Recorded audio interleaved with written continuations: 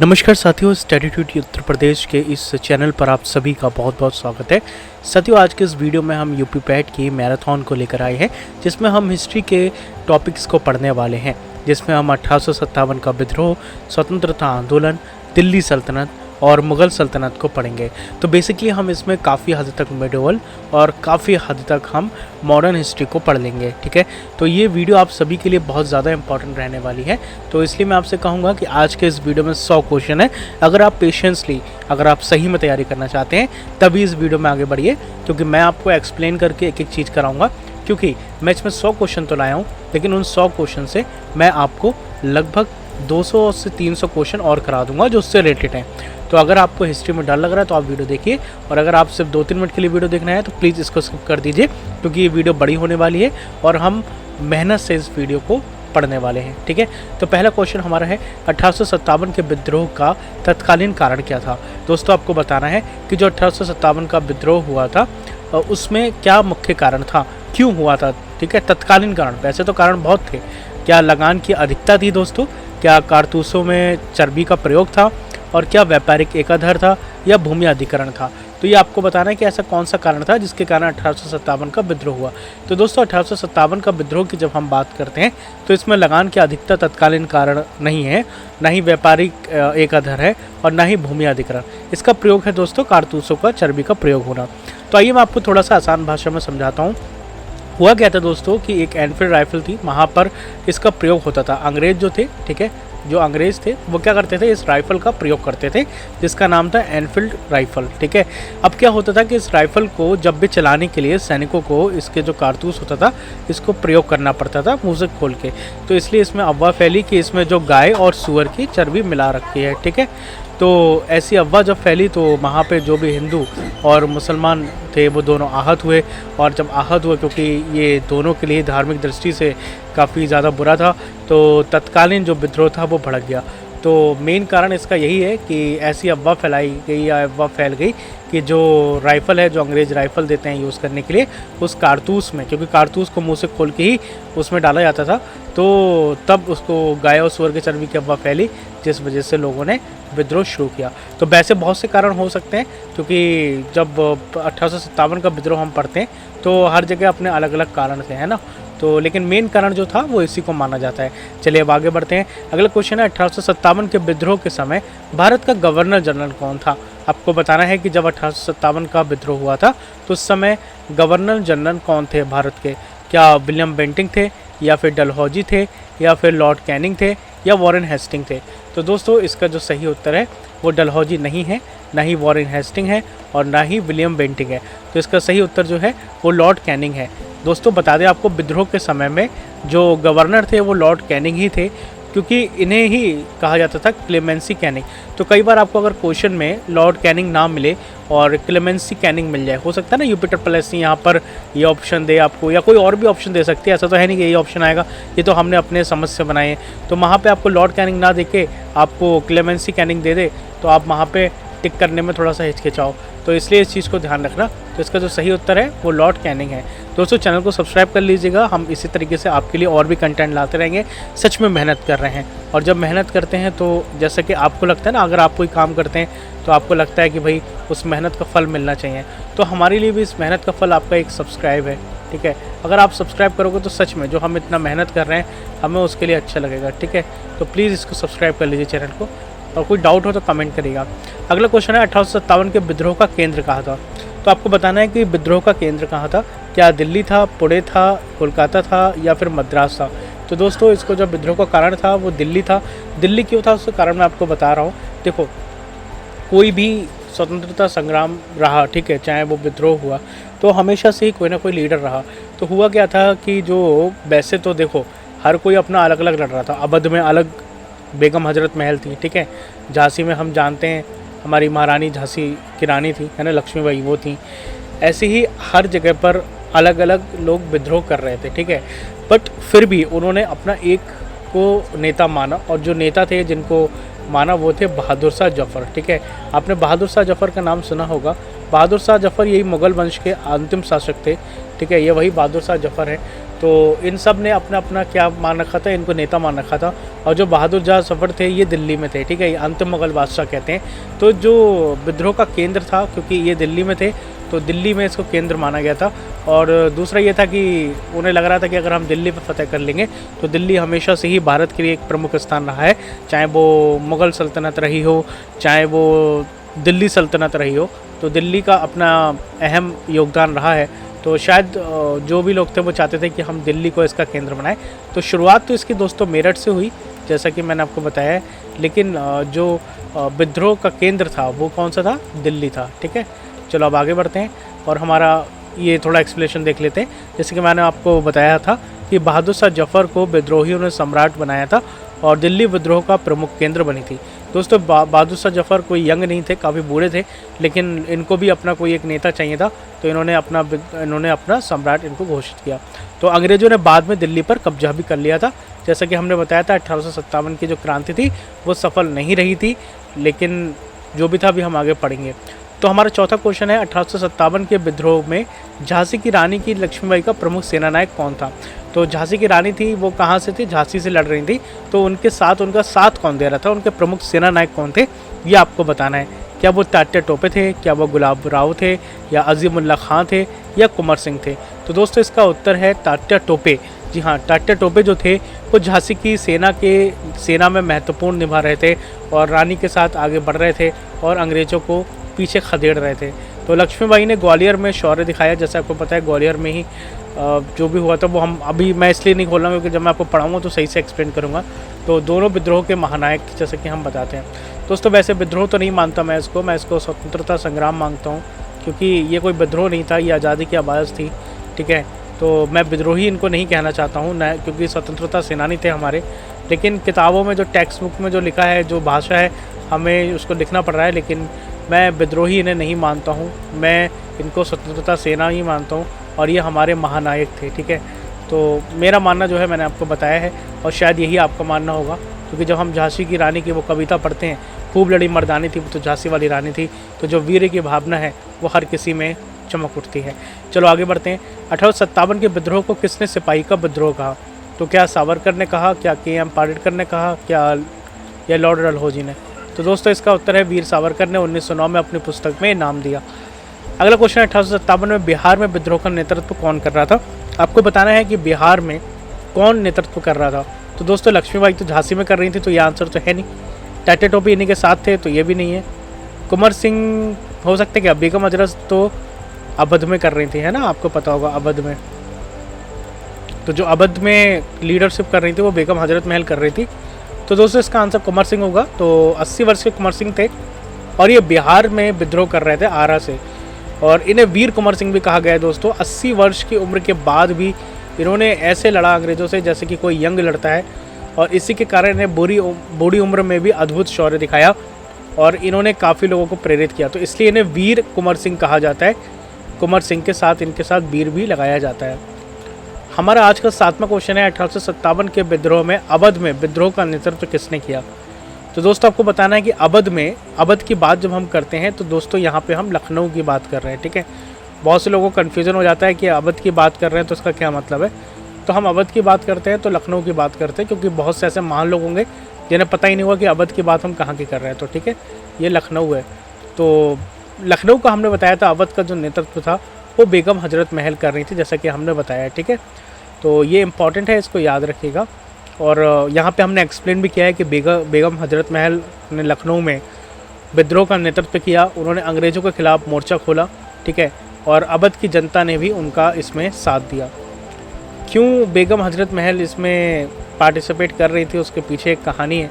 वो जब हम आंदोलन को सही से पढ़ेंगे, ठीक है, या यूपी का इतिहास पढ़ेंगे, तब हम आपको सही से एक्सप्लेन करेंगे।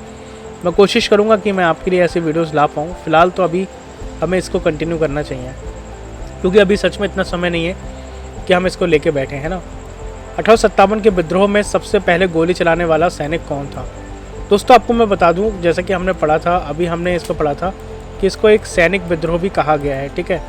सैनिक विद्रोह क्यों कहा गया है दोस्तों, मैं थोड़ा सा आपको बता देता हूँ। देखो, एक तो आपने देखा कि जैसे भारत छोड़ो आंदोलन थे, ठीक है, या जो और भी हुए आंदोलन, ठीक है, हमने आज़ादी के पहले हमने पढ़ा। तो 1857 में और इसमें अंतर क्या था दोस्तों? जब आपने देखा था कि जब गांधी जी ने नमक कानून को तोड़ा था, ठीक है, तब उनके साथ कितने ज़्यादा लोग गए थे। उसमें सिर्फ कोई नेता राजा महाराजाएं नहीं बल्कि जनता भी उसमें अपना अहम भूमिका निभा रही थी, ठीक है। चाहे वो सरदार वल्लभ भाई पटेल हो, चाहे वो सुभाष चंद्र बोस हो, है ना। सुभाष चंद्र बोस के साथ ज़रूर सैनिक उन्होंने इकट्ठे किए थे वहाँ पे जाके जापान में, और अपनी भारतीय सेना के लिए एक बनाया तो उन्होंने कि चाहते थे कि भारत में हम आज़ाद करा लें सेना के थ्रू। तो जब उन्होंने आह्वान किया तो भारत के कई सारे युवा भी उसमें जुड़े, है ना, सिर्फ सैनिक नहीं थे।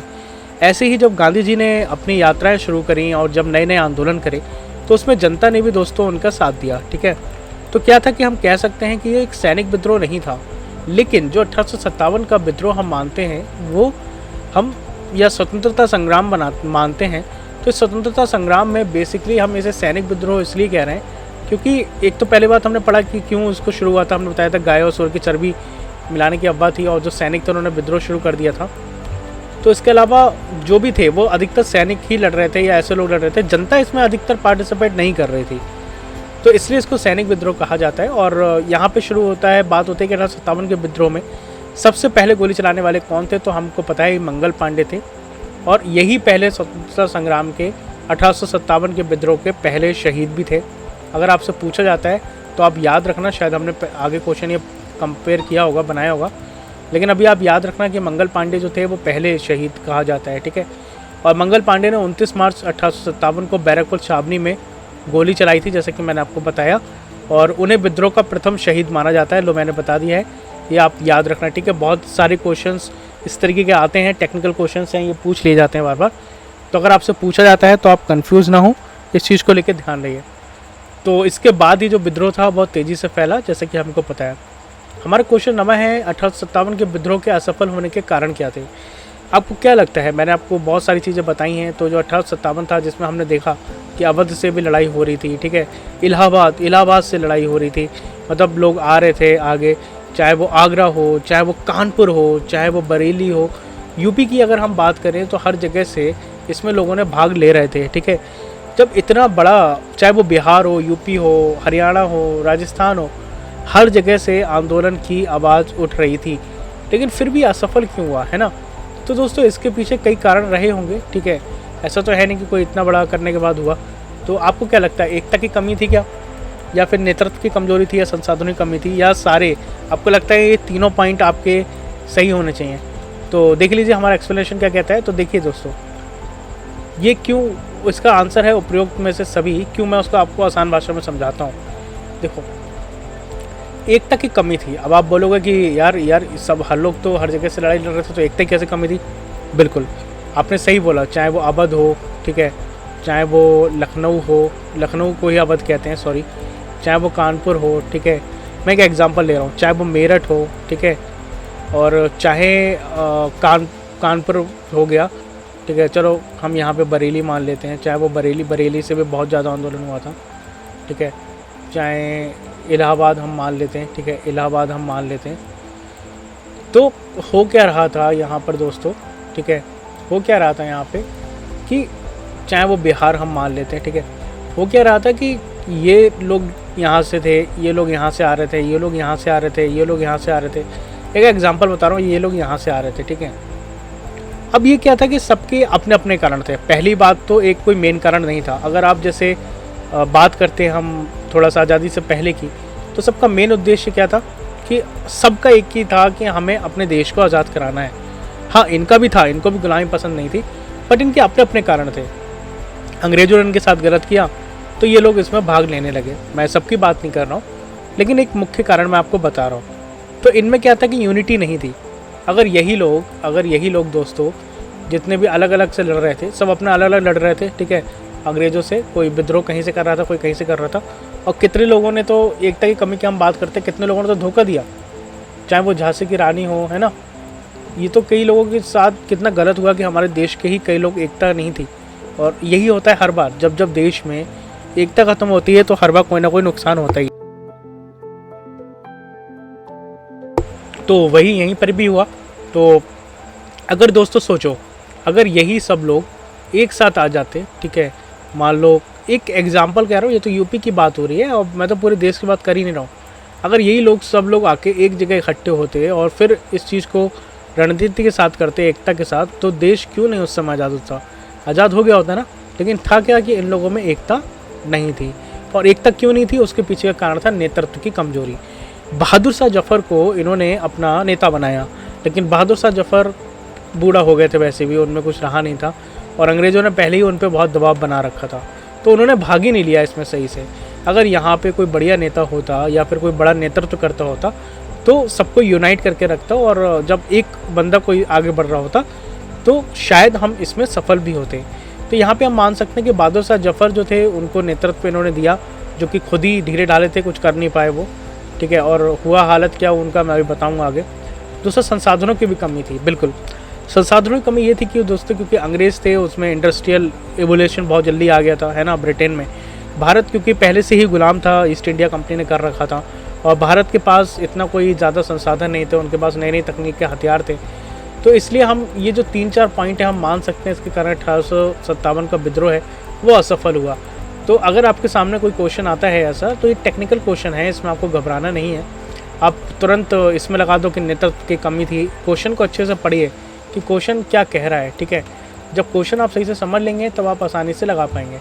तो इसमें आप नेतृत्व की कमजोरी लगा रहे थे, लेकिन वो गलत है। इसमें से उपरोक्त में से सभी होगा, क्योंकि एकता की कमी भी थी, नेतृत्व की कमजोरी भी थी और संसाधनों की कमी भी थी। जैसे कि मैंने बताया, विद्रोह क्षेत्रीय तक सीमित था। मैंने आपको बताया ना, एक क्षेत्र एक क्षेत्र एक क्षेत्र एक क्षेत्र, ये यहाँ से लड़ रहे थे अपना अलग अलग। अगर यही लोग यूनाइट होकर एक इंडिया के लेवल पे आके लड़ते तो शायद हम आज़ाद हो जाते उस समय ही, और उस समय आज़ाद हो जाते तो बहुत जल्दी हम आज ग्रो कर गए होते। हम लगभग 100 साल आगे होते, है ना। तो कोई एकीकृत नेतृत्व नहीं था, ये तो चलो हो गया, आपने समझ लिया। अगला क्वेश्चन है 1857 के विद्रोह का परिणाम क्या हुआ। तो हुआ क्या दोस्तों कि क्या अंग्रेज़ों की हार हो गई? नहीं भाई, अंग्रेज़ों की हार तो नहीं हुई ना, अंग्रेज़ों ने तो तब भी शासन किया। क्या कंपनी का शासन अंत हुआ? ये अभी थोड़ा रुकते हैं। क्या ईस्ट इंडिया कंपनी की शक्ति बढ़ी? ये बताओ भाई। क्या अंग्रेज़ों ने भारत छोड़ा? नहीं। तो अब इसमें 2 क्वेश्चन बचे। तो देखो, ईस्ट इंडिया कंपनी की शक्ति नहीं बढ़ी, क्यों? क्योंकि यहाँ पर क्राउन का शासन लागू हो गया। तो दोस्तों मैं एक बार थोड़ा सा समय फिर ले रहा हूँ, आपको बताता हूँ। हुआ क्या कि जब 1857 का विद्रोह हुआ, ठीक है, उसके बाद इसको ख़त्म किया गया। तो जो ब्रिटिश हुकूमत थी, देखो ईस्ट इंडिया कंपनी भले ही इतनी पावरफुल हो, लेकिन वो अंडर में तो ब्रिटेन की थे ना, ब्रिटेन ही उसको कंट्रोल करता था। तो ब्रिटेन ने देखा कि इनकी कुछ नीतियाँ भी थीं और ये सही से कंट्रोल नहीं कर पा रहे, तो ब्रिटेन ने क्या किया, इनकी पावर को लेके अपने आप ट्रांसफ़र कर लिया। और यहाँ पे जो क्राउन है, क्राउन का मतलब समझ रहे हैं, जो महारानी है, जो राजा है या जो भी है, उसके अंडर में इंडिया आ गया, ठीक है। और ईस्ट इंडिया कंपनी को यहाँ से ख़त्म कर दिया गया और भारत को अब इस क्राउन के अंडर में ला दिया गया, ठीक है। तो अब बेसिकली क्या था कि यहाँ से ब्रिटेन का सरकार का अधिकार कह लो, या फिर जो राजा का या जो महारानी का अधिकार था वो हो गया था, और ईस्ट इंडिया कंपनी की शक्ति को ख़त्म कर दिया गया था यहाँ से। और यहाँ पर कंपनी शासन का अंत हुआ, ठीक है, कंपनी शासन का बिल्कुल अंत हो गया। और अब जो भी था वो सीधे के सीधे महारानी के अंडर में आ गया। तो 1858 में कंपनी से शासन का समाप्त हुआ और भारत सीधे ब्रिटिश क्राउन के अधीन आ गया, ठीक है। और हाँ, सबसे मेन कारण क्या हुआ था कि गवर्नर जनरल की जगह वायसराय की उपाधि दी गई। दोस्तों पहले गवर्नर जनरल होता था, जैसा कि हमने जाना था कि लॉर्ड कैनिंग जो था वो उस समय गवर्नर जनरल था, जो कि ईस्ट इंडिया कंपनी का था। तो अभी यहाँ पे क्या था कि यहाँ पर वायसराय की उन्होंने नियुक्ति कर दी, और जो वायसराय था अब उसके कंट्रोल आ गया था, मतलब यहाँ से गवर्नर जनरल हट गया था। तो ये क्वेश्चन यहाँ से है। दिल्ली सल्तनत की स्थापना किसने की थी, आपको बताना है। क्या कुतुबुद्दीन ऐबक ने करी थी, क्या इल्तुतमिश ने करी थी, बलबन ने करी थी, या अलाउद्दीन खिलजी ने की थी? तो दोस्तों कुतुबुद्दीन ऐबक ने दिल्ली सल्तनत की यहाँ पर इसने बसाया था, स्थापना करी थी। और कुतुबुद्दीन ऐबक ने 1506 ईस्वी में दिल्ली सल्तनत की नींव रखी थी। एक बार सन याद रखिएगा, और ये भी याद रखिएगा किसने रखी थी। और कुतुबुद्दीन ऐबक को ही लाख बख्श कहा जाता था, इस चीज़ को आप याद रखना, ठीक है। आगे बढ़ते हैं। अगला क्वेश्चन है, इल्तुतमिश कौन सी उपाधि मिली थी? इल्तुतमिश को कौन सी उपाधि मिली थी, आपको बताना है। क्या वो गाजी की उपाधि थी, क्या सल्तनत का वास्तविक संस्थापक उसे कहा जाता था, या खिलजी वंश का संस्थापक कहा जाता था, या शेर हिंद कहा जाता था? तो दोस्तों सल्तनत का वास्तविक संस्थापक उसको कहा जाता था। क्यों कहा जाता था, मैं उसका कारण आपको बताता हूँ। क्योंकि जो इल्तुतमिश था ना, इसने प्रशासनिक ढांचे को मजबूत किया। देखो, एक प्रॉपर तरीके से इसने प्रशासन बनाया, जिसमें सब कुछ कर हो गया, चाहे प्रशासन हो गया, चाहे वो पुलिस का कंट्रोल हो गया, ठीक है, चाहे सेना का कंट्रोल हो गया, या फिर जो कर होता था उसका इसने प्रशासनिक पूरा ढांचा इल्तुतमिश ने सही से बनाया। तो इससे ही, अब वो अच्छा था बुरा था वो एक अलग विषय है, लेकिन इसने सारी चीज़ें व्यवस्थित करने की कोशिश करी, तो इसलिए ही इसको वास्तविक शासक कहा जाता है सल्तनत का, क्योंकि बाकी राजा तो जो भी उनके मन में आता था वो करते थे, ठीक है। और चिलगानी 40 उमरावी स्थापना इसने करी थी। खिलजी वंश का संस्थापक कौन था, ये तो भाई बहुत सरल है, आप लगा दोगे जलालुद्दीन फिरोज खिलजी, मुझे लगता है हर इतिहास वाले को पता होगा। तो 1290 में जलालुद्दीन फिरोज खिलजी ने खिलजी वंश की स्थापना करी, ठीक है। आगे बढ़ते हैं, और अलाउद्दीन खिलजी उसका उत्तराधिकारी था। दोस्तों आपने खिलजी वंश पढ़ा होगा तो अलाउद्दीन खिलजी को सबसे ज़्यादा पढ़ा होगा, है ना। तो जो अलाउद्दीन खिलजी है वो इसी वंश से था, खिलजी वंश से, और जलालुद्दीन से ज़्यादा अलाउद्दीन खिलजी ने ही अपना इस खिलजी वंश का ज़्यादा इसने विकास किया था, बढ़ाया था, ठीक है। अलाउद्दीन खिलजी ने किस प्रसिद्ध बाजार नियंत्रण को प्रणाली को शुरू किया। तो दोस्तों अलाउद्दीन खिलजी ने क्या किया, मैं आपको इसके पीछे कहानी बताता हूँ। ये जो अलाउद्दीन खिलजी था ये बहुत ज़्यादा युद्ध करता था, ठीक है। युद्ध करता था तो क्या होता था, आपको पता है युद्ध करने के लिए इसे क्या चाहिए होगा, सबसे पहले तो इसको कपड़ा चाहिए होगा, ठीक है, और अनाज चाहिए होगा, ठीक है, और घोड़े चाहिए होंगे। तो ये जो मेन 3-4 चीज़ें हैं, ठीक है, ये इसको चाहिए थी। अब इसने क्या किया कि दोस्तों भारत हो गया चाहे आसपास हो गया, बहुत सारे जो राजा महाराजा थे वो अपना अलग अलग प्राइस रखते थे, ठीक है। बट हुआ क्या कि इसने जब देखा कि प्राइस में काफ़ी ज़्यादा कंट्रोल है और इसमें बहुत ज़्यादा इसको वेरिएशन मिलने लगा, तो इसने क्या किया, एक प्राइस कंट्रोल करके नीति अपनाई, जिससे इन तीनों का इसने प्राइस फिक्स कर दिया, चाहे वो कपड़ा हो गया, चाहे अनाज हो गया, चाहे घोड़ा हो गया। तो जब इसने ये फिक्स कर दिया, इसने सभी व्यापारियों को बोला कि भाई तुम इससे ज़्यादा नहीं बेच सकते, चाहे कोई भी हो, चाहे तुम कहीं के भी हो, कुछ भी हो, तुम इस प्राइस से तुम ज़्यादा नहीं बेच सकते, ठीक है। एक प्राइस सेट कर दिया कि इसी प्राइस में तुम करोगे, तो इसी को ही प्राइस कंट्रोल नीति कहते हैं, और ये अलाउद्दीन खिलजी ने ही शुरू करी थी, ठीक है, जिसे हम बाजार नियंत्रण या प्राइस कंट्रोल कहते हैं। और जैसे कि मैंने बताया, कपड़ा हो गया, अनाज हो गया, घोड़ा हो गया, ये इसने इसके दाम सबके तय कर दिए, और इस नीति से सेना को सस्ते दाम पर वस्तुएं मिलने लगी, जैसे कि मैंने आपको बताया था। अगला क्वेश्चन है, मोहम्मद बिन तुगलक ने किसके लिए प्रसिद्ध है। जो मोहम्मद बिन तुगलक है वो किसके लिए प्रसिद्ध है, क्या वो लोहे के सिक्के के लिए है, तानसेन का संरक्षण, लाहौर का विजय, या तुर्क इलवरी। तो दोस्तों मोहम्मद बिन तुगलक ने लोहे के सिक्के जारी किए थे, और ये काफ़ी, इसके अलावा इसने तांबे और पीतल के टोकन भी सिक्के चलाए, और इस योजना की असफलता के कारण राज्य को भारी नुकसान हुआ, और ये इसका फैसला बहुत बुरी तरीके से पिट गया, ठीक है। अगला क्वेश्चन है, किसे लखवक्श कहा जाता है। लाखवक्श कहा जाता है, अभी मैंने आपको बताया था कुतुबुद्दीन ऐबक को लाखवक्श कहा जाता है, और ये इसको उपाधि क्यों मिली थी, उदार। ऐसा कहा जाता है कि बहुत ज़्यादा उदार था, इसलिए इसे उपाधि दी गई। अब पता नहीं क्या था, उदार था या नहीं होता है तो इतिहास का विषय है। और उसने कभी हसन निज़ामी और फ़खरुद्दीन को दान भी दिया था। अगला क्वेश्चन है, सुल्तान बलबन ने किस नीति को अपनाया था। क्या उसने रक्त और लोहे की नीति अपनाई और मूल्य नियंत्रण किया। मूल्य नियंत्रण तो नहीं किया, अभी हम पढ़ के आए, अलाउद्दीन खिलजी ने किया। धर्म सहिष्णु नीति नहीं, ये तो अकबर की हम पढ़ते हैं अधिकतर। तो इसका हाँ, रक्त और लोहे की नीति इसने अपनाई। क्या है ये, बलबन एक कठोर शासन प्रणाली था। ऐसा माना जाता है कि जो बलबन था उसका जो शासन था वो काफ़ी कठोर था, है ना। प्रशासन को लेके काफ़ी ज़्यादा अत्याचार भी उसने किए, तो इसलिए उसे रक्त और लोहे की नीति कहा जाता है, ठीक है। और समानता और सरदारों को दबाने का इसने शासन सुदृढ़ किया, जैसे कि मैंने आपको बताया। अगला क्वेश्चन है, कौन सा सुल्तान हजारों युद्धों का विजेता कहलाता है। तो दोस्तों अलाउद्दीन खिलजी, जिसने प्राइस कंट्रोल भी किया था, मैंने आपको बताया था, ये बहुत ज़्यादा युद्ध लड़ता था, और इसी को ही अलाउद्दीन खिलजी को ही 1000 युद्धों का विजेता कहा जाता है। ये युद्ध बहुत ज़्यादा लड़ता था, और अलाउद्दीन खिलजी ने ही दक्षिण भारत तक अपना साम्राज्य फैलाया। वैसे दिल्ली सल्तनत साउथ के एरिया तक नहीं पहुँच पाया था, लेकिन जो अलाउद्दीन खिलजी था इसने साउथ के एरिया तक पहुँचने में सफल रहा था। आगे बढ़ते हैं, और हाँ, सबसे बड़ी बात मंगोलों के आक्रमण को। दोस्तों मंगोलों का आक्रमण आप अगर नहीं जानते हो ना, एक बार पढ़ लेना। वैसे तो भारत पे किसी ने नहीं छोड़ा, भारत ने भी बहुत, इन्होंने भी अत्याचार किए, चाहे वो बाहर के विदेशी आक्रमण थे। लेकिन दोस्तों अगर मंगोलों का आक्रमण हो जाता ना, तो शायद हमारी जनसंख्या में बहुत ज़्यादा परिवर्तन आता, क्योंकि मंगोल जहाँ भी आते थे वहाँ की लगभग आधी या 25% आबादी को ख़त्म कर देते थे, और बुरी तरीके से वहाँ की संस्कृति को नष्ट करते थे। मैं ये नहीं कह रहा कि औरों ने नहीं करा, लेकिन जो मंगोलों का था उससे बहुत ज़्यादा था। एक परमाणु बम और एक हाइड्रोजन बम, ऐसा समझ लीजिए। तो खिलजी ने इसको, मंगोलों के आक्रमण को विफल कर दिया था। तुगलकाबाद नगर किसने बसाया। तो क्या मोहम्मद बिन तुगलक, गयासुद्दीन तुगलक, फिरोज शाह तुगलक और बाबर।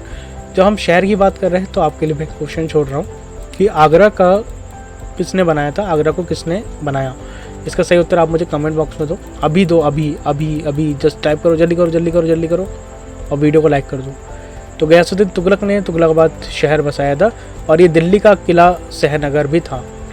अगला क्वेश्चन है, किस तुगलक शासक को किसानों का हितैषी कहा जाता है? दोस्तों इसको इसलिए कहा जाता है क्योंकि इसने काफ़ी ज़्यादा नहरें बनाई थी, पानी की दिक्कत रहती थी, तो इसलिए इसे किसानों का हितैषी कहा जाता है। तो गयासुद्दीन तुगलक को नहीं कहा जाता है, मोहम्मद बिन तुगलक को नहीं कहा जाता, फिरोज शाह तुगलक को कहा जाता है, क्योंकि फिरोज शाह तुगलक ने बहुत ज़्यादा ड्रेनेज सिस्टम को बहुत अच्छा मजबूत किया था। इसने काफ़ी सारे नहर बसाए और वहीं पर ही लोगों को भी इसने बसाया। ठीक है, जैसे मैंने बताया सिंचाई व्यवस्था काफ़ी अच्छी इसने कर दी थी और उसने 40 नए नगर भी बसाए थे। अगला क्वेश्चन है, बहलूल लोदी किस वंश का शासक था? संस्थापक नहीं, शासक था। तो यहाँ पे लोदी लगा है तो लोदी वंश का ही होगा ना। ठीक है, और ये 1551 में इसने लोदी वंश की स्थापना भी की थी। तो ये क्वेश्चन भी आपको मिल गया कि लोदी वंश की स्थापना किसने करी थी, तो वो बहलोल लोदी ने की थी। चलो, और हाँ, जो लोदी वंश था दोस्तों, लोदी वंश जो था वो अंतिम वंश था किसका? दिल्ली सल्तनत का। क्योंकि मैं आपको बता दूं, एक पानीपत का युद्ध हुआ था, आपने पढ़ा होगा, पानीपत का प्रथम युद्ध। तो किसके बीच में हुआ था? ये हुआ था बाबर के बीच में और वर्सेस इब्राहिम लोदी के बीच में। तो हुआ कहता कि इसमें इब्राहिम लोदी हार गया था, अभी मैंने आगे बताया है, और जो बाबर था वो जीत गया था। तो यहाँ से लोदी वंश ख़त्म हुआ और जो मुग़ल वंश था उसकी स्थापना यहाँ पे इसने कर दी इंडिया में, भारत में, और यहाँ पर मुग़ल वंश की शुरुआत हुई।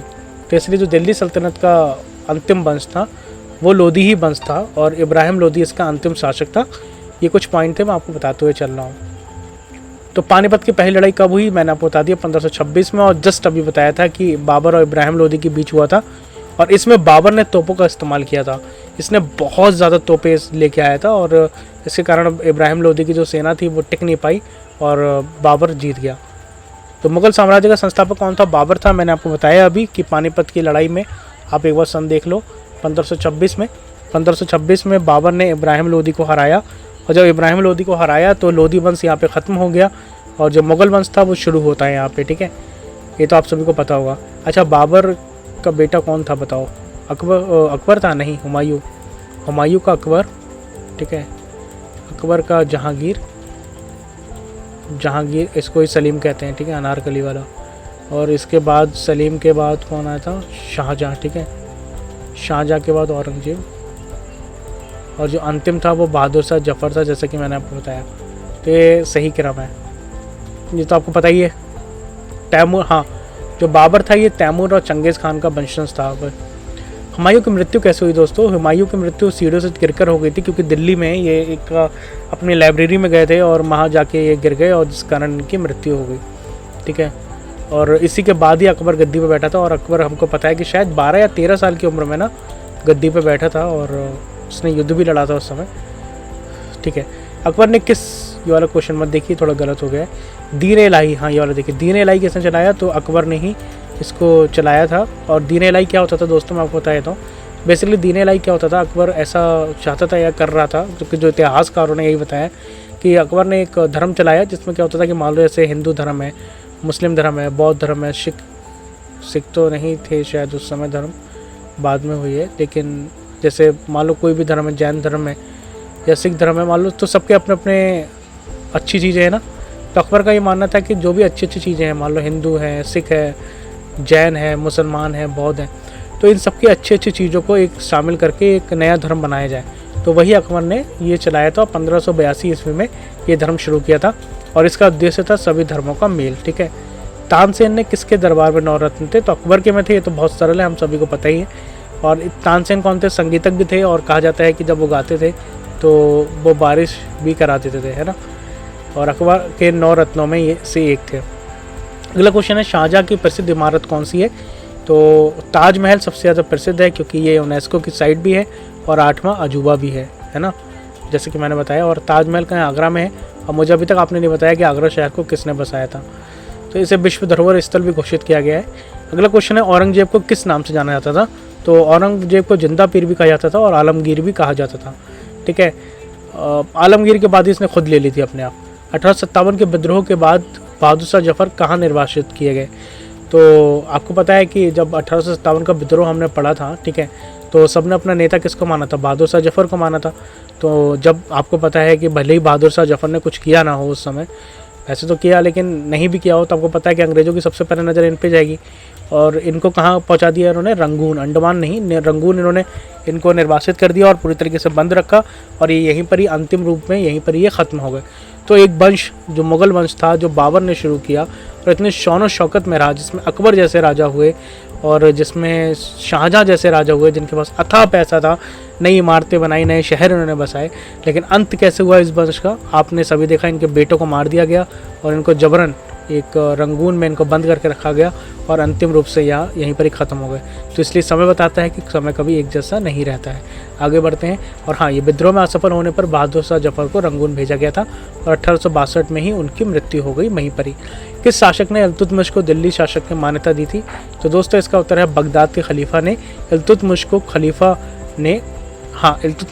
ने सुल्तान आज़म की उपाधि दी थी। ठीक है, और याद रखना, सुल्तान आज़म अगर आपसे पूछा जाता है किसको दी गई थी, तो इल्तुतमिश को दी गई थी। और किसने दी थी? तो खलीफा ने दी थी। ठीक है, और कहाँ के? बगदाद के खलीफा ने। अगला क्वेश्चन है, अलाउद्दीन खिलजी ने किस मंडी व्यवस्था की लागू किया था? तो आपके पास ये क्वेश्चन है कि अलाउद्दीन खिलजी ने मंडी व्यवस्था किस उद्देश्य से लागू करी थी? तो सेना की मजबूती करना चाहते थे क्या, या किसानों की सहायता, या व्यापारियों को लाभ, या दरबार की शोभा? तो दोस्तों सेना की मजबूती के लिए आपको पता है कि अलाउद्दीन खिलजी को बहुत ज़्यादा युद्ध में पार्टिसिपेट करना होता था और ये साम्राज्यवादी था, ये अपने साम्राज्य को बढ़ाना चाहता था। इसी के लिए इसने प्राइस कंट्रोल की नीति अपनाई थी, जैसा कि हमने बताया था, जिसमें वो घोड़े और अनाज पर ये पूरी तरीके से कंट्रोल कर लेता था। अगला क्वेश्चन है, मोहम्मद बिन तुगलक ने राजधानी दिल्ली से दौलताबाद क्यों स्थानांतरित करी थी? तो जो मोहम्मद बिन तुगलक था, इसने अपनी राजधानी क्या करा दोस्तों, पहले दिल्ली थी और ये दिल्ली से दौलताबाद ले गया। पता है क्यों ले गया? क्योंकि इसे ना साउथ पे कब्जा करना था। ठीक है, और ये ना दक्षिण पर नियंत्रण हेतु ये चाहता था कि मैं साउथ को जीत लूँ, और इस चक्कर में इसने अपनी जो राजधानी थी वो दिल्ली से दौलताबाद रह गई और ये बुरी तरीके से इसमें असफल रहा। मैं आपको बताऊंगा आगे। तो इसने सोचा कि भारत के बीचों बीच राजधानी होगी तो उत्तर और दक्षिण दोनों पर शासन किया जा सकता है। इसने दिमाग तो चलाया लेकिन सही से नहीं चलाया। इसने सोचा कि मैं, ये दिल्ली है और ये मान लो साउथ है, तो मुझे यहाँ से आने में बहुत टाइम लगता है, तो मैं क्या करूँगा, यहाँ अपनी राजधानी बना लूँगा, तो यहाँ से भी कंट्रोल कर पाऊँगा, यहाँ से भी कंट्रोल कर पाऊँगा। सोच तो सही थी लेकिन ये सही से एग्जीक्यूट नहीं कर पाया और बुरी तरीके से ये हारा। चलो आगे बढ़ते हैं। और हमारा अगला क्वेश्चन है, किस सुल्तान को लख बख्श की? ये तो हमने पढ़ी लिया अभी, कुतुबुद्दीन ऐबक को। बलबन की शासन पद्धति और सिद्धांत पर आधारित थी।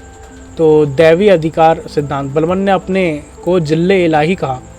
इसने कहा मैं ईश्वर की छाया हूँ, और कहा मैं शाही शानी शौकत पर जोर दिया। ठीक है, ये याद करने वाली चीज़ है, इसमें समझाने वाली कोई चीज़ आई नहीं।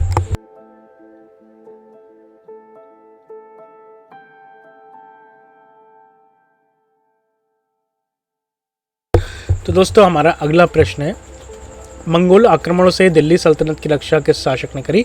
तो जैसा कि हमने बताया कि अलाउद्दीन खिलजी ने ही जो भी मंगोल शासक थे जो भारत पर अटैक कर रहे थे या अटैक करना चाहते थे, तो उनको इसने रोका और मंगोल भारत पर एक बार भी नहीं आ पाए। इसने हर बार उनको खदेड़ दिया। ठीक है, तो जैसा कि यहाँ पे बताया गया, इसने कई बार मंगोलों को हराया और सीमाओं पर सैनिक भी अपने तैनात कर दिए ताकि कोई भी मंगोल यहाँ से आ ना पाए। इसके सैनिक यहाँ पे थे। इसने ये जानता था कि अगर मंगोल यहाँ आ गए तो ये तो बचेगा ही नहीं बचेगा, और जो देश में बचा हुआ इसने जुटा रखा है वो भी ले जाएंगे वो। तो इसलिए इसने यहाँ पे सेना लगा दी ताकि कोई मंगोल अंदर आ ही ना पाए। तो दीवान रियासत का संबंध किससे है? तो जैसे कि हमने बताया, ये मूल्य नियंत्रण और बाज़ार से है। तो अलाउद्दीन खिलजी को ही इसने शुरू किया था। तो देखो, जो मैंने आपको प्राइस कंट्रोल वाली नीति आप बताई थी, तो वो नीति का नाम क्या है? उसका नाम था मूल्य नियंत्रण एवं बाजार व्यवस्था। ठीक है, और ये कैसे कहा जाता था? दीवान ए रियासत।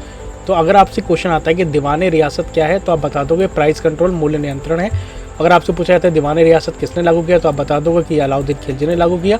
किस सल्तनत से है, तो आप बता दोगे दिल्ली सल्तनत से ही है। ठीक है, किस शासक ने एकता प्रथा को व्यवस्थित किया? तो इल्तुतमिश ने एकता व्यवस्था को प्रशासनिक और सैन्य दृष्टि से व्यवस्थित किया।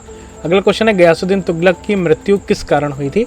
तो दोस्तों मंडप में गिरने के कारण इनकी मृत्यु हो गई थी, और ये बंगाल से लौटते समय मंडप में गिर गए, जिस कारण इनकी मृत्यु हो गई थी। अगला क्वेश्चन है, 1000 दिनार योजना किसने लागू की थी? क्या बलबन ने की थी, क्या इल्तुतमिश ने की थी, मोहम्मद बिन तुगलक ने की थी, या अलाउद्दीन खिलजी ने की थी? तो दोस्तों मोहम्मद बिन तुगलक ने सैनिकों के वेतन को लिए ये योजना बनाई, लेकिन ये असफल हो गई। ठीक है, आगे बढ़ते हैं, फिरोज शाह तुगलक ने किस ग्रंथ का अनुवाद संस्कृत से फारसी में कराया?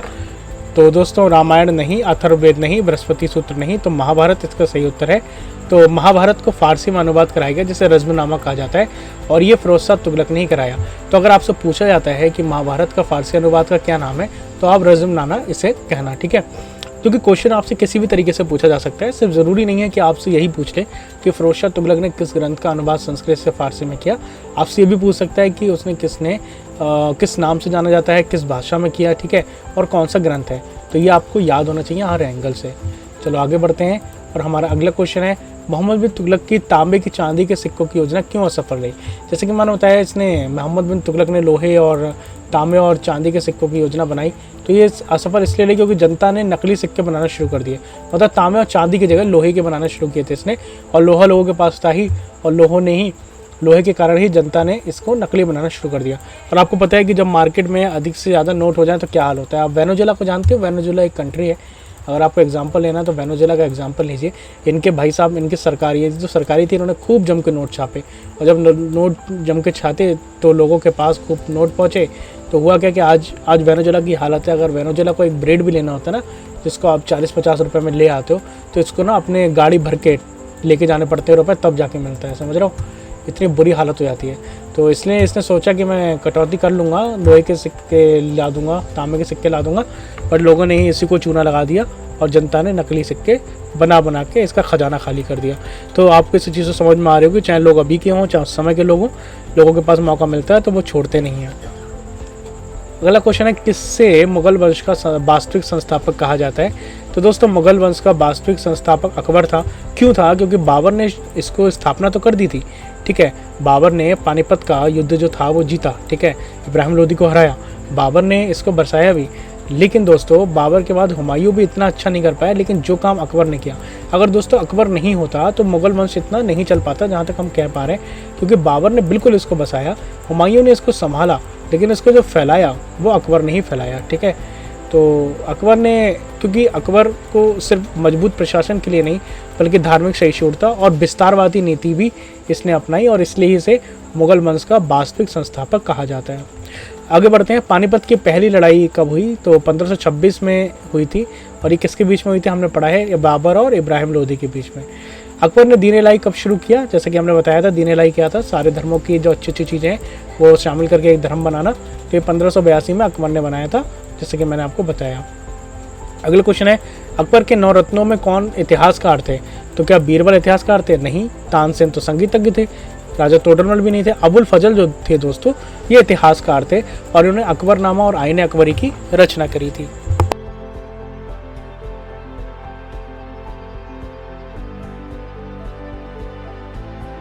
दोस्तों तो अगर आपसे पूछा जाता है कि अकबरनामा किसने लिखा, आईने अकबरी किसकी रचना है, तो आप ध्यान रखना अबुल फजल की है, ठीक है। तो इसलिए मैं आपको कह रहा हूँ कि एक क्वेश्चन तो है, बट एक क्वेश्चन से मैं आपको 2 से 3 क्वेश्चन और करा रहा हूँ, ताकि कोई भी क्वेश्चन आता है तो आप उससे भूल ना जाओ। तो अबुल फजल जो थे वो इतिहासकार थे, जैसे कि मैंने बताया, और अकबरनामा और आईने अकबरी ये कई एग्जाम में पूछा गया है कि आईने अकबरी के रचयिता कौन है, तो इसका उत्तर है अबुल फजल, ठीक है। आगे बढ़ते हैं, शेरशाह सूरी का वास्तविक नाम कौन सा था दोस्तों? तो फरीद खान था, और शेरशाह सूरी को बहादुरी के कारण इन्होंने ये उपाधि दी गई थी, क्योंकि शेरशाह सूरी कभी कोई युद्ध नहीं हारे थे, तो इसलिए इनको, और यही थे जिन्होंने हुमायूं को भगा दिया था इंडिया से। पता है आपको, हुमायूं को बुरी तरीके से हराया था और हुमायूं को भागना पड़ा यहाँ से, और ये हुमायूं तभी वापस आ पाया जब शेरशाह सूरी की मृत्यु हो गई। अगर शेरशाह सूरी रहते तो शायद आज मुगल वंश होता भी नहीं इंडिया में। बाकी तो ये इतिहास का मुद्दा है, मैं इस पर टिप्पणी नहीं करना चाहूँगा क्या होता क्या नहीं होता। शेरशाह सूरी ने किस सड़क को निर्माया था? तो ग्रैंड ट्रंक रोड का निर्माण, जिसे हम GT रोड कहते हैं, इसका एक कांधार तक जाती है, और इसका निर्माण जो था वो शेरशाह सूरी ने ही कराया था। पेशावर तक सड़क, सॉरी ये शेरशाह सूरी ने पेशावर तक किया है, ठीक है। तोपखाना की व्यवस्था किस मुगल शासक ने? तो मैंने बताया था बाबर जो था ये तोप लेके चलता था, और इसने पानीपत की लड़ाई में इब्राहिम लोदी को तोपों के द्वारा ही हराया था। तो अगर तोपों का कहीं नाम आ जाए तो बाबर वहाँ आप लगा सकते हो। ऐसे तो और भी हो सकते हैं, लेकिन जब कुछ समझ में ना आए तब के लिए बता रहा हूँ। अगला क्वेश्चन है, अकबर की धार्मिक नीति को किस नाम से जाना जाता है? तो दीन इलाही नहीं, ये सुलह कुल है दोस्तों, क्योंकि इसका अर्थ है सबके साथ मेलजोल और सहिष्णुता। तो दीन इलाही तो धर्म है, लेकिन जो नीति है वो सुलह कुल है। अगला क्वेश्चन है, विजयनगर साम्राज्य की स्थापना कब हुई थी? तो दोस्तों 1336 में हुई थी, और इसे हरिहर और बुक्का ने संगम वंश के अंतर्गत बसाया था। तो दो भाई थे, हरि और बुक्का, और इन्होंने ही विजयनगर साम्राज्य की स्थापना करी थी और ये काफ़ी समृद्धशाली साम्राज्य था। अलाउद्दीन खिलजी ने बाजार नियंत्रित करने हेतु किस अधिकारी को नियुक्त की? तो प्राइस कंट्रोल से रिलेटेड एक और क्वेश्चन आ गया है। तो जो अलाउद्दीन खिलजी था, इसने जो नीति लागू करी, किस अधिकारी को नियुक्त किया? क्योंकि दोस्तों जब भी कोई नीति बनती है तो उसको कंट्रोल करने के लिए कोई ना कोई अधिकारी तो आप लगाओगे ना। तो उस अधिकारी का नाम क्या था, ये आपको बताना है। क्या वो दीवाने रियासत था, क्या दीवाने मुस्तखराज था, या दीवाने इंशा था, या दीवाने आरिस था? तो दीवाने रियासत दोस्तों इसका सही उत्तर है। अलाउद्दीन खिलजी ने मूल्य नियंत्रण और खाद्यान्न व्यवस्था हेतु दीवाने रियासत की स्थापना की थी। ठीक है, अगला क्वेश्चन है 1556 की 1526 है ये। 1526 के पानीपत युद्ध में बाबर ने किसे हराया था? तो इब्राहिम लोदी को हराया था। ये बार बार क्वेश्चन आ रहा है, लेकिन जितनी बार आ रहा है आप इसको हर तरीके से पढ़ लीजिए, क्योंकि अलग अलग एंगल से ही आ रहा है, ताकि कुछ भी आए तो आप भूलें ना, क्योंकि जो इंपॉर्टेंट है ये। अगला क्वेश्चन है मोहम्मद बिन तुगलक ने किस कारण से पागल बादशाह कहा जाता था? तो दोस्तों मोहम्मद बिन तुगलक को पागल बादशाह भी कहा जाता था। क्यों? क्योंकि ये कुछ भी कर लेता था। ये से मतलब करना, अब वैसे तो इसके कोई तरीके मैं कहूँगा गलत नहीं थे मेरे अनुसार तो, क्योंकि इसने जो सिक्के बनाए, ठीक है, उसको उसने गलत तो कहा नहीं भाई। देखो सिक्के, इसने देखा कि सिक्के बनाने में बहुत ज़्यादा कॉस्ट आती है, उसने कॉस्ट घटाने का फैसला लिया। दूसरा, इसने अपनी राजधानी को इसलिए चेंज किया कि दोनों तरफ पे कंट्रोल कर सके, लेकिन इसका उल्टा ही होता था, ये सही से एग्जीक्यूट नहीं कर पाता था। तो इसलिए कहते हैं कि सिर्फ हवाई बातों से नहीं, बल्कि उसके एजुकेशन पे भी बहुत ज़्यादा इंपॉर्टेंट रखता है कि आप कैसे उसको एग्जीक्यूट कर रहे हो। तो दोस्तों इसमें से उपरोक्त सभी है, क्योंकि इसने दौलताबाद को राजधानी बनाया, जैसा कि आपको बताया था, राजधानी परिवर्तन भी किया और सिक्का का नीति भी अपनाई, लेकिन कोई भी एजुकेशन सही से नहीं किया। अरे भाई, आज अगर सोच लो, अगर दिल्ली है मान लो, और दिल्ली से अगर सरकार कर को उठ के कहेगी मैं राजधानी आगरा बना रही हूँ, तो क्या एकदम में पॉसिबल है? नहीं। अगर सरकार को चेंज भी करना होगा तो क्या करेगी, वो धीरे धीरे करके वहाँ पे फैसिलिटी बनाएगी, राजभवन बनाएगी, राष्ट्रपति होम बनाएगी, सड़कें अच्छी बनाएगी, उसको सिक्योरिटी देगी। ऐसे थोड़ा ना कि सुबह उठ के लो भाई ये लो नई राजधानी है, तो ऐसे करोगे तो असफल ही होगी ना। तो इस तरीके से इसने सिक्के भी लागू किए, तो उस पर कोई कंट्रोल रखा नहीं, जिस तरीके से लोगों ने इसको चूना लगा दिया। तो जैसे कि बताया, उसने टोकन मुद्रा जारी करी, राजधानी परिवर्तन किया, दौलताबाद स्थानांतरण करी, और ये अव्यवहारिक योजनाएं लागू की थी इसने। अगला क्वेश्चन है 1857 की क्रांति में कानपुर का नेतृत्व किसने किया? दोस्तों तो बेगम हजरत महल ने अवध का किया था, रानी लक्ष्मीबाई ने झांसी का किया था, और तात्या टोपे ने भी झांसी का ही ये साथ दे रहे थे। तो जो नाना साहब पेशवा थे, उन्होंने कानपुर क्षेत्र में विद्रोह का नेतृत्व किया और अंग्रेजों को खुली चुनौती दी थी। ठीक है, अगला क्वेश्चन है इब्न बतूता किसके दरबार में आया था? अच्छा, एक था हुएनसांग। ठीक है, ये चीनी यात्री था, जिसको आपको पता होगा ये भारत आया था। तो ये किसके शासनकाल में आया था, ये आप मुझे बताओगे। तो जो इब्न बतूता है दोस्तों, ये मोहम्मद बिन तुगलक के समय आया था, और ये मोरक्को का था। ठीक है, और मोहम्मद बिन तुगलक के समय ही भारत आया था। अगला क्वेश्चन है अकबर ने किस नीति को अपनाकर साम्राज्य को मजबूत किया? तो सुलह कुल नीति, जो मैंने बताया था, जिसमें सभी धर्मों के प्रति अपना व्यवहार किया, जिसे सुलह कुल नीति कहा जाता है। अगला क्वेश्चन है गदर 1857 में झांसी की वीरांगना कौन थी? तो हम सभी को पता है, रानी लक्ष्मीबाई। ठीक है, अगला क्वेश्चन है दिल्ली सल्तनत का प्रथम सुल्तान कौन था? तो अभी जस्ट मैं ऊपर बता के आया हूँ, कुतुबुद्दीन ऐबक। हुमायूं नामा किसने लिखा? तो हुमायूं नामा लिखा था दोस्तों गुलबदन बेगम ने। ठीक है, गुलबदन बेगम ने हुमायूं नामा लिखा, और ये हुमायूं की जीवनी है, जैसा कि इसके नाम से पता चल रहा है। अगला क्वेश्चन है दिल्ली सल्तनत का सबसे शक्तिशाली शासक कौन सा था? तो आपको बताना है दिल्ली सल्तनत का सबसे शक्तिशाली शासक कौन माना जाता है? तो अलाउद्दीन खिलजी को दोस्तों, क्योंकि मैंने आपको बताया अलाउद्दीन खिलजी था जिसने मंगोलों का न सिर्फ आक्रमण रोका, बल्कि इसने साउथ इंडिया में भी जाके इसने अपना कंट्रोल लिया। बाकी ये प्रशासनिक और आर्थिक और सैन्य सुधार कर इसने अपने सल्तनत को मजबूत किया। तो जो दिल्ली सल्तनत था उसमें कई सारे वंश हैं, लेकिन जो खिलजी वंश में अलाउद्दीन खिलजी है, ये सबसे ज़्यादा शक्तिशाली शासक माना जाता है। अगला क्वेश्चन है शेरशाह सूरी ने कौन सा प्रसिद्ध मार्ग बनवाया? जैसे कि हमने बताया Grand Trunk Road Shershah Suri ने ही बसाया था। अगला क्वेश्चन है पानीपत का दूसरा युद्ध कहाँ हुआ था? दोस्तों अभी हमने 1526 में हमने पानीपत का प्रथम युद्ध पढ़ लिया ना। अभी जब दूसरा युद्ध है तो 1556 में हुआ था, और ये युद्ध अकबर और हेमचंद्र विक्रमादित्य, जिन्हें हम हेमू कहते हैं, उनके बीच में हुआ था। अगला क्वेश्चन है मीर बाकी ने किस शहर में बाबरी मस्जिद बनवाई? तो दोस्तों अयोध्या में, जैसे ही बाबरी मस्जिद कहा जाता है, और बाबर के आदेश से ही बनवाई थी। अगला क्वेश्चन है गदर के गदर नामक पुस्तक किसने लिखी? तो वी.डी. सावरकर ने लिखी थी। अगला क्वेश्चन है दिल्ली सल्तनत का वास्तविक संस्थापक कौन था? तो ये हम दोबारा कर चुके हैं, फिर मत करिए, इल्तुतमिश है, मैं पढ़ा चुका हूँ। 1857 के विद्रोह को दबाने के लिए अंग्रेजों ने किसको लखनऊ भेजा? तो लखनऊ में आपको पता है कि बेगम जो हजरत महल थी वो नेतृत्व संभाल रही थी, है ना।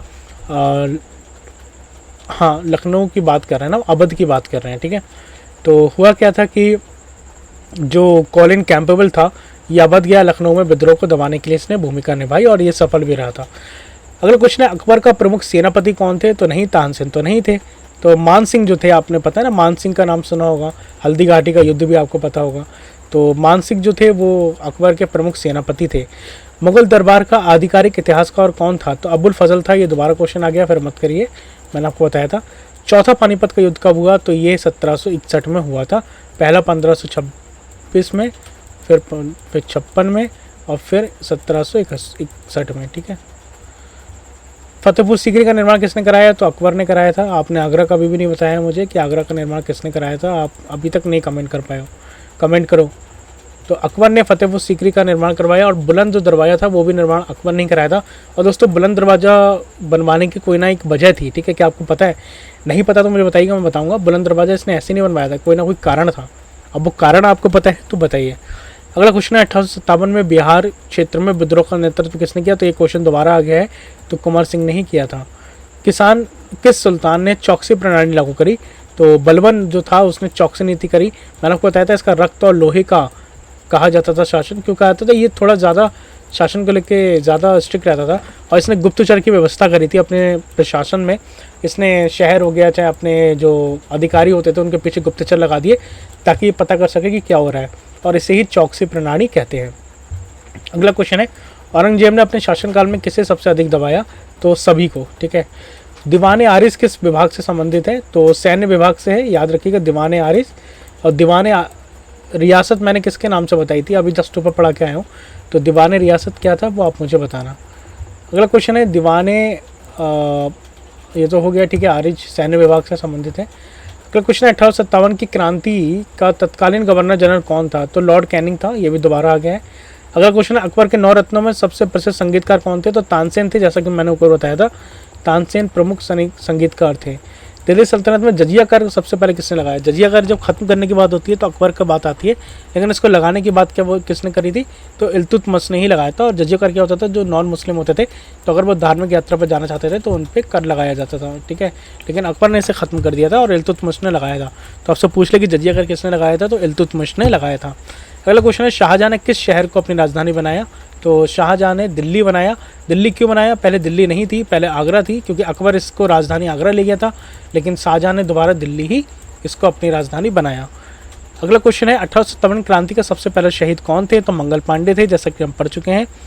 इल्तुतमिश ने सब किसे उत्तराधिकारी घोषित किया? तो दोस्तों रजिया सुल्तान, जो कि पहली महिला शासक कहा जाता है भारत की, तो ये रजिया सुल्तान ही थी और इन्हीं को ही उत्तराधिकारी इसने घोषित किया था। लेकिन इनके साथ भी बुरा हुआ था बहुत, वो कभी इतिहास पढ़ेंगे तो हम बताएंगे।